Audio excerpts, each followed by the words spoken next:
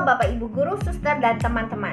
Sekarang tiba saatnya kita pada proyek 5 dengan tema kebiasaan baru dan topik kebiasaan lama versus kebiasaan baru. COVID-19 telah berhasil mengubah kebiasaan yang kita lakukan sehari-hari, baik di rumah, di sekolah, di tempat kerja, di jalan, dan dimanapun. Oleh sebab itu, kita harus memulai beradaptasi dengan kebiasaan hidup yang baru agar kita bisa bekerja, belajar, dan beraktivitas dengan produktif di era pandemi ini. Misalnya, belajar menjadi martir putih. Lebih menjaga kesehatan, terutama kesehatan mata, karena banyaknya aktivitas menggunakan layar pada gadget. Belajar menjadi mandiri yang jujur dan bertanggung jawab. Mau meneladani nilai dan semangat perjuangan para pahlawan di masa pandemi ini. Selain itu, kita juga dapat beraktivitas dengan membuat komik, naskah drama, dan membuat game yang seru tentang COVID-19. Pandemi bukanlah halangan untuk mematahkan semangat kita untuk tetap berkreasi dan berimajinasi. Setelah mendapatkan panduan proyek 5 pada tanggal 14 Februari 2021 sekitar pukul 9 malam, saya mulai mengerjakan tugas matematika proyek 5 sebagai wujud tindakan sebagai martir putih di dalam keluarga. Yang saya lakukan adalah mengerjakan soal panduan di buku tulis dan saat itu juga saya mendiskusikan hasilnya dengan Ibu Vera melalui WA. Selain itu, pada sore hari sekitar pukul 4 sore, saya juga membantu orang tua dengan membersihkan rumah, yaitu menyapu dan mengepel 3 kali dalam seminggu tanpa disuruh. Hal ini saya lakukan sebagai wujud bentuk tanggung jawab saya dan sebagai wujud tindakan sebagai martir putih terhadap keluarga dalam menjalani kebiasaan baru di masa COVID-19 ini.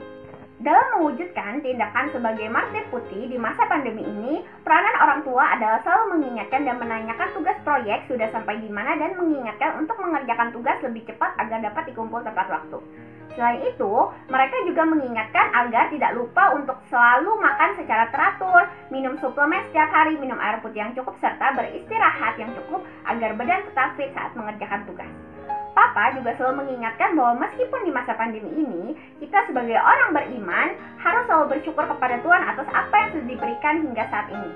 Dan mau berkarya menjadi martir putih sehingga bisa membawa kebahagiaan dan kebaikan bagi orang-orang di sekitar kita karena pandemi bukanlah halangan atau rintangan untuk terus menjadi teladan Kristus.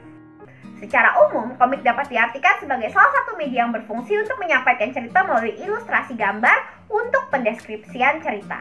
Untuk menyampaikan pesan secara cepat dan ringkas mengenai kejadian-kejadian tertentu dan untuk memberikan informasi dan hiburan kepada pembacanya.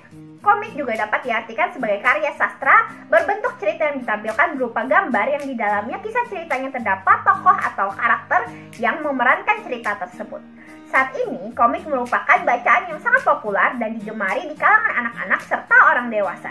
Karena selain ceritanya yang seru untuk dibaca, di dalam komik juga terdapat gambar-gambar yang menarik dengan berbagai warna ataupun hitam putih dengan karakter yang menonjol untuk menarik perhatian pembaca khususnya anak-anak. Komik juga mampu untuk mengekspresikan berbagai gagasan, pemikiran, atau maksud-maksud tertentu sebagaimana halnya dengan karya sastra. Gagasan yang diungkapkan juga dapat bervariasi, seperti cerita fiksi, cerita binatang, cerita faktual dan historis, biografi, serta ide-ide faktual untuk menyindir dan menampilkan cerita lucu. Dalam membuat komik tentang keterampilan permainan bola kecil, kita harus memperhatikan unsur atau elemen tertentu yang menjadi syarat dasar berupa bahan-bahan atau bagian-bagian yang berbentuk mendesain komik secara menyeluruh, seperti 1. Panel sebagai petunjuk umum untuk ruang dan waktu yang berisi kejadian-kejadian utama dari cerita yang terdapat dalam komik tersebut. Yang kedua, sudut pandang atau view digunakan untuk menciptakan karya-karya yang menampilkan adegan-adegan dalam panel, seperti bird eye view, high angle view, low angle view, eye level, dan frog eye. Yang ketiga, parit atau pemisah antara panel satu dengan panel yang lainnya. Ruang jeda ini memberi rongga terhadap layout komposisi gambar untuk menumbuhkan imajinasi pembaca sehingga menimbulkan gagasan yang sesuai dengan interpretasi pembaca. Yang keempat, balon kata, berupa balon ucapan, balon pikiran, dan caption. Fungsinya sebagai ungkapan sekaligus monolog batin dari sebuah kejadian yang diilustrasikan dalam panel. Yang kelima, visual effect. Fungsinya untuk mendramatisir sebuah gambar untuk meyakinkan para pembaca tentang suara yang ingin diberikan kepada pembaca berupa ekspresi yang dikeluarkan oleh objek yang divisualisasikan ke dalam bentuk tipografi. Sehingga pembaca dapat menikmati tampilan dari visual effect sebagai bagian dari kesatuan elemen komik. Yang keenam, ilustrasi dalam bentuk kartun dan realis. Tujuannya untuk memberikan penjelasan atas suatu tujuan atau maksud tertentu secara visual. Yang ketujuh, ukuran gambar. Biasanya ukuran gambar yang digunakan dalam panel adalah extreme long shoot, medium shoot, close up, dan extreme close up. Yang kedelapan, cerita. Elemen cerita merupakan titik awal penting dalam menceritakan sebuah komik yang berkualitas, berdampak, dan memiliki nilai fungsi hiburan. Yang kesembilan, splash. Berbentuk gemercak yang terbagi menjadi 3 bagian, yaitu splash halaman, splash panel, dan juga splash ganda. Pada splash halaman merupakan sebuah bentuk tampilan ilustrasi yang mendefinisikan isi komik dengan menggabungkan elemen teks dan visual isi teks. Yang kedua, splash panel merupakan panel terbesar dalam satu halaman yang menampilkan ilustrasi gambar dan teks dengan komposisi yang lebih besar dibandingkan dengan yang lainnya. Tujuannya untuk menjadi inti dari halaman tersebut. Yang ketiga, splash ganda. Pada panel komik terdiri dari 2 halaman yang digabung menjadi satu. Tujuannya untuk mendramatisir pesan cerita. Garis gerak merupakan efek yang ditimbulkan dari gerakan tokoh komik. Gambar gerak divisualisasikan untuk mendramatisir sebuah keadaan, ekspresi, ataupun pernyataan sikap, sehingga pembaca akan lebih mengerti tentang kondisi fisik emosional tokoh yang sedang digambarkan.